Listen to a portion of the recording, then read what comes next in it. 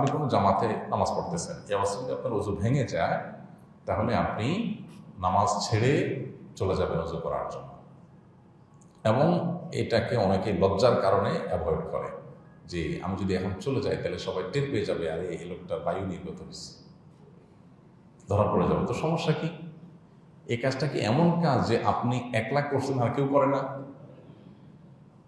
এমন একটা কাজ যে সবাই করে কিন্তু কেউ করছে, এটা টের পাইলে আমরা মনে হয় যে তার খাই খাই একটা ভাব হয়ে যায়। কেন ভাই?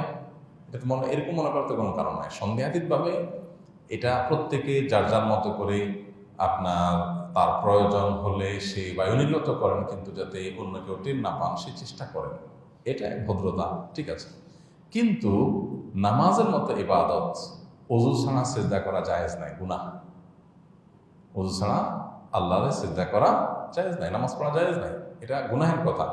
তো এই জন্য ওযু ছুটে গেছে, আপনি 2 রাকাত পড়ছেন, 3 রাকাত পড়ছেন, মাঝখানে আছেন, যে অবস্থা ওযু ছুটে গেছে ওই অবস্থা আপনি নামাজ ছেড়ে দিয়ে সোজা বের হয়ে যাবেন।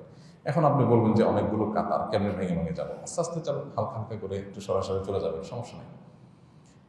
কোনো কোনো মসজিদ আছে যে সাইড দিয়ে যাওয়ার রাস্তা আছে, হ্যাঁ, আমরা সুন্নাহ ফাউন্ডেশন মসজিদ কমপ্লেক্সে ওইটা রাখবো ইনশাআল্লাহ, সাইড দিয়ে ব্যবস্থা থাকবে। মডেল মসজিদগুলোতেও সম্ভবত এরকম ব্যবস্থা থাকার কথা, কারণ মডেল মসজিদগুলোর এই আলোচনা যেদিন হয় ইসলামিক ফাউন্ডেশন আমি ছিলাম, আমি প্রস্তাব দিয়েছিলাম যে সাইড দিয়ে যেন ব্যবস্থা থাকে, যে কারণ নামাজের ওযু ভেঙে গেলে চট করে তিনি লাস্টের কাতারে গিয়ে সাইডে গিয়ে তিনি একটা টাইলস থাকবে, হাঁটার জন্য হেঁটে বের হয়ে যাবেন, যেভাবে হোক আপনি বের হয়ে চলে যাবেন।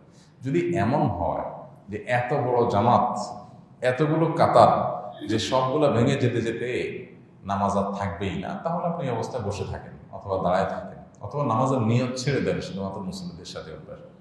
এক কথায় আপনি বিনা ওযুতে নামাজ পড়বেন না এবং বের হয়ে যাবেন। যদি বের হয়ে যান, যেতে পারেন, সব এটাই হলো মূল বিধান, বের হয়ে যাবেন, যে ওযু করবেন কারোর সাথে কোনো কথাবার্তা বলা ছাড়া, যে ডাইরেক্ট ওযু করে ফেলবেন।